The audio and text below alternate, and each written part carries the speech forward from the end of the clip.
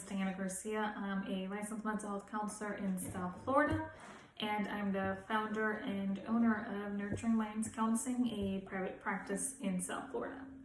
Okay, so we've been doing 12 tips for the holiday season, and we've done 1 through 11, and today is tip number 12. So we actually started off with a 3-minute breathing activity. So I actually wanted to end with a self-compassion break.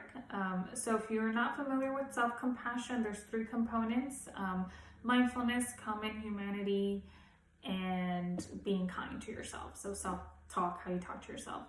There's a blog that I have on my website that talks a little bit more about that. But a self-compassion break is really kind of calling all 3 elements, and when you're having a moment of difficulty, implementing that in the moment. Okay. So to start off with, in order to really kind of get a sense of how to do this activity or how to use this break, it's really kind of bringing to mind a situation that feels stressful, that maybe has been painful.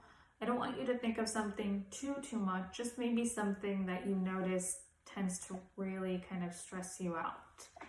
And something that's really important, it doesn't matter how big or small, just something that you can incorporate on your day-to-day regardless of maybe what triggered it, or even if you don't know what triggered this moment of suffering or stress.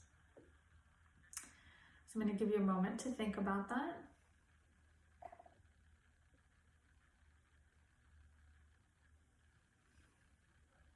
So now that you've thought of a situation and you're familiar with maybe how that really feels, what feeling it comes up for you, what sensations come up in your body, what thoughts come up for you, the first part to a self-compassion break is really just acknowledging and saying, this is a moment of suffering. So that kind of mindfulness piece, it's just really knowing this is a moment where I'm suffering. If that feels too weird or it doesn't kind of resonate with you, you can just say, gosh, this hurts, or ouch, or this is stressful, right? So whatever kind of feels right to you, but just really acknowledging and being mindful that this is a stressful moment. The second part is incorporating this common humanity. So you would say to yourself, suffering is a part of life. Again, if that doesn't feel like it resonates with you, you can just say something like, everyone suffers, I'm not alone, other people have felt this way or feel this way now. So again, it's just bringing to mind this element that you're not alone in your suffering. Again, and it's not about really comparison, about, you have to have this big load of suffering. It's just you're reminding yourself that to be human means to suffer. So everyone suffers. And repeating that to yourself. And the third kind of element is really kind of self-kindness. So to maybe hit this piece home, if this feels comfortable, you can put your hands over your heart and you can say something along the lines of, may I be kind to myself, or may I accept myself as I am, or may I forgive myself, may I be strong. Again, whatever feels the most comfortable for you.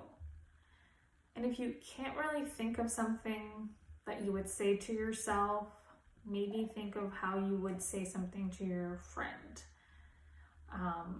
and give yourself that. So, may I give myself what I need, and just kind of sit in that space of being kind to yourself and acknowledging that.